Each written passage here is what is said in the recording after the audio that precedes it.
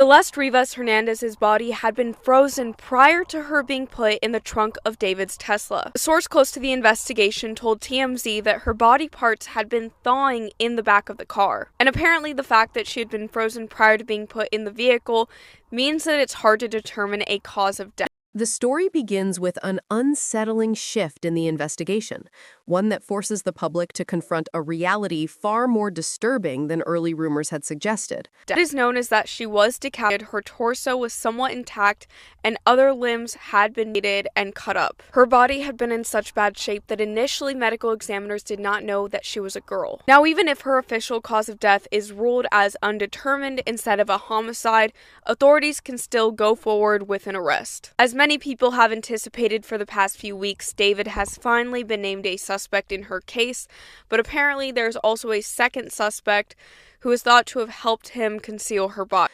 Once authorities officially named David as a suspect, every new detail that surfaced seemed designed to dismantle any lingering hope that this case might be something less horrifying than it appeared. Investigators initially avoided confirming the rumors surrounding the condition of Celeste's remains, but now that the reports are public, the truth is impossible to soften. What they discovered was not only evidence of dismemberment, but signs that her body had been kept frozen for an extended period of time, long enough to compromise almost every piece of forensic information normally relied upon to determine what happened in the final moments of someone's life. Celeste, a 14-year-old child, had been found inside David's Tesla, and the body was so severely damaged that investigators described its condition as horrendous. That single word reveals more than any graphic description ever could. According to the medical team examining the remains, the torso is still intact, but the head and limbs had been removed and cut into several pieces. Even then, prosecutors struggled to determine a definitive cause of death because the freezing process had distorted vital evidence. Some parts of the body were still partially frozen when they were recovered, while others had begun to thaw inside the trapped heat of the car. This was not a careless act. Investigators believe the freezing was intentional, designed to erase timestamps, destroy biological clues, and shield the truth for as long as possible. The move was calculated enough that authorities decided to classify the case as homicide even before they could describe how she died, because whatever happened afterward was undeniably deliberate. As the investigation expanded, one detail drew particular attention: the freezer itself. Detectives believe it was large enough to hold a body if the internal shelves were removed, and photographs began circulating of an appliance box seen months earlier at a property connected to David. The timeline seemed to point to the spring of that year, a period investigators believe Celeste may have been killed, which raised questions about whether he had been preparing for this long before anyone even suspected a crime. Yet, as strange as the freezer discovery was, it was only the beginning. Authorities soon revealed that they were not looking at a single suspect situation. They had reason to believe a second person had taken part in what happened before, during, and after Celeste's death. The lead investigator didn't disclose a name, but hinted that the internet's theories were circling the correct individual. For many observers, the implication was obvious. Investigators traced David's movements back to a remote area in Santa Barbara, where he had traveled in the middle of the night and stayed for several hours. They found no evidence suggesting he tried to bury Celeste there, yet the location raised suspicions that something else took place, possibly the dismemberment, carried out far from neighbors, traffic, and unwanted light. The working theory is chilling, but consistent. The body was transported there, altered, and then returned to Los Angeles before being kept frozen for months. That then raised another question. Why move the body again? Authorities suspect the answer may lie in David's lifestyle. With him frequently traveling for tours, other people would have access to his residence. If anyone opened that freezer, the secret would be impossible to contain. Abandoning the Tesla close to home seemed irrational, almost careless, yet investigators believe it might have been a panicked attempt to fabricate a theft rather than a clean disposal. Instead, it suggested desperation.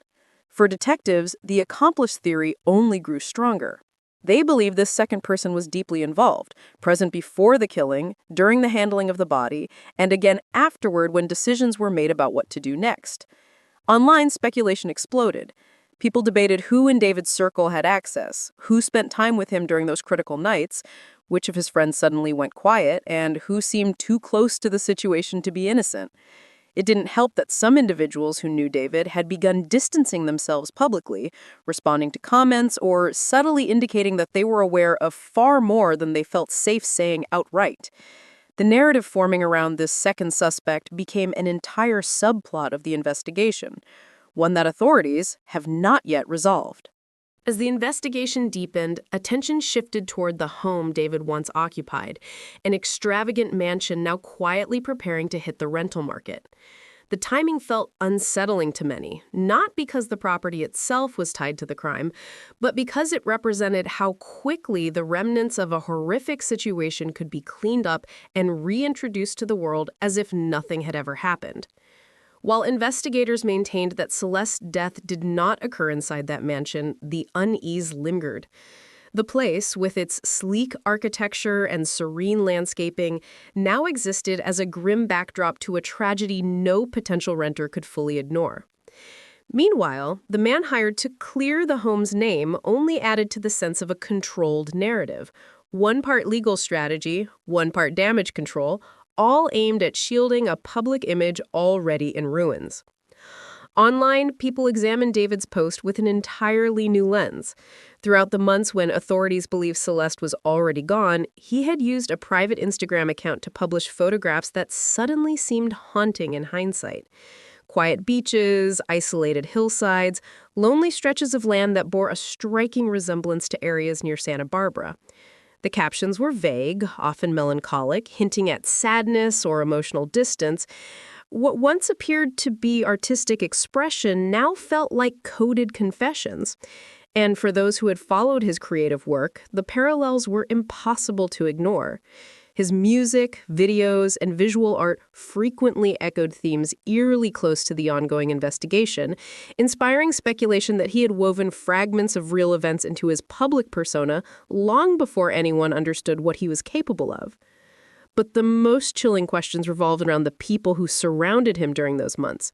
Friends who appeared in his content, collaborators who visited his homes, individuals who had access to the spaces investigators now consider potential crime scenes.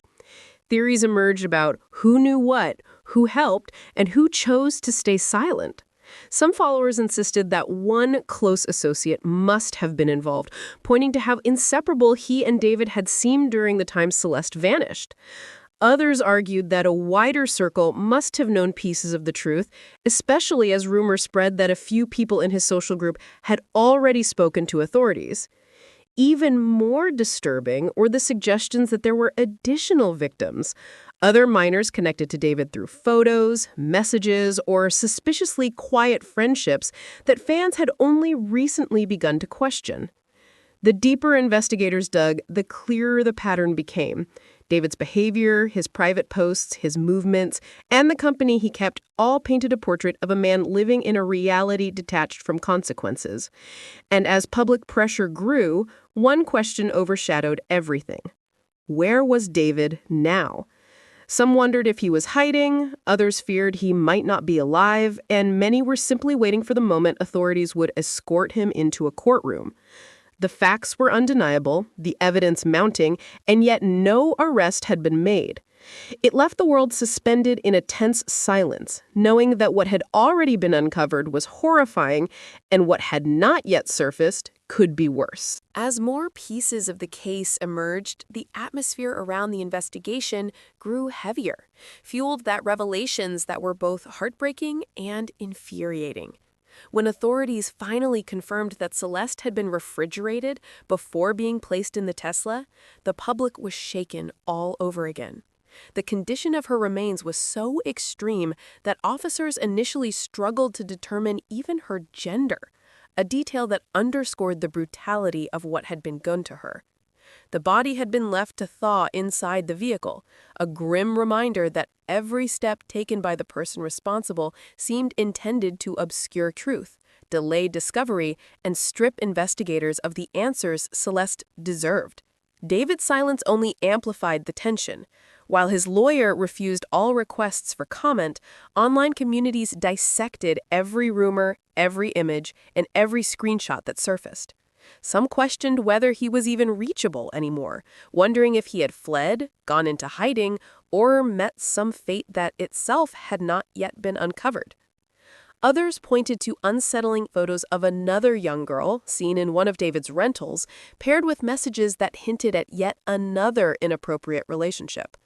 The possibility of a second victim deepened the sense of dread.